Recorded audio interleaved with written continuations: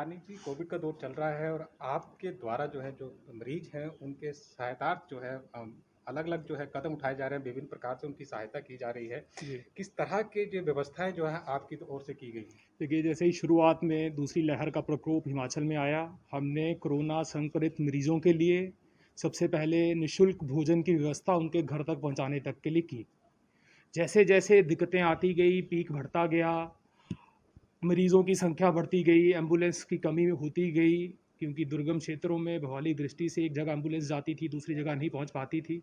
तो मरीज़ों तक पहुंचने के लिए हमने अपने निजी वाहन को एम्बुलेंस के रूप में तैयार किया, उसमें शीट लगाई, उसमें सभी जो चीज़ें प्रिकॉशंस के साथ रखी गई और मरीज़ों को हर संभव सहायता के लिए हम 24 घंटे तैयार रहे और उनको उनके घर से अस्पताल तक पहुंचाने के लिए मदद करी।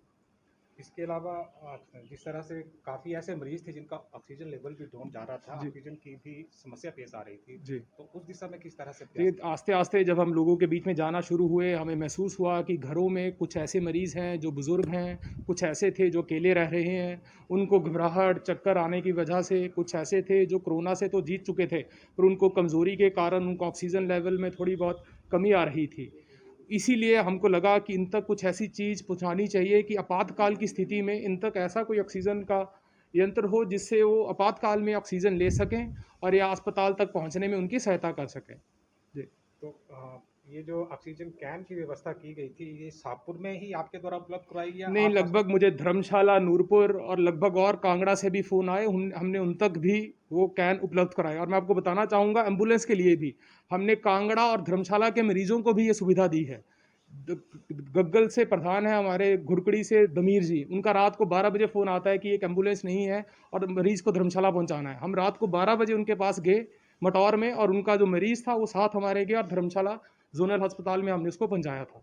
अभी आपके द्वारा जो है जो ज़रूरतमंद हैं, जो मरीज़ हैं, उनके लिए स्ट्रीमर की व्यवस्था की जा रही है, तो इसकी डिमांड क्या मरीजों की ओर से की गई थी या अपने? नहीं, किसी की डिमांड नहीं थी, हमें खुद को ही लगता था कि हमें इस संकट काल में उन लोगों तक पहुंचना है जो असल में इसके ज़रूरतमंद हैं।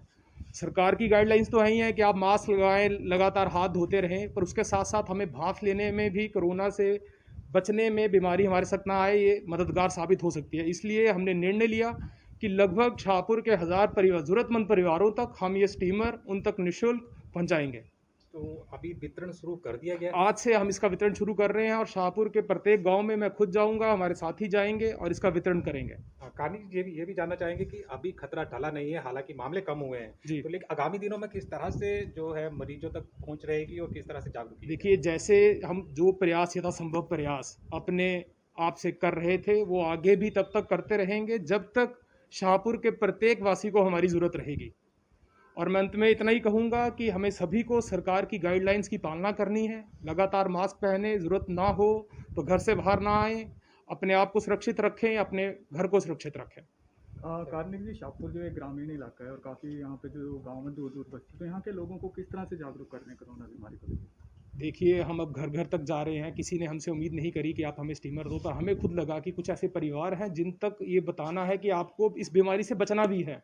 संक्रमित हो जाएगा तब तो इलाज होना है, पर संक्रमण होने से कैसे बचना है, उसके लिए हम उनको घर जाकर जागरूक करेंगे कि आप घर पे रहें, ज़रूरत ना हो तो घर से बाहर ना निकलें और लगातार सुबह शाम इस स्टीमर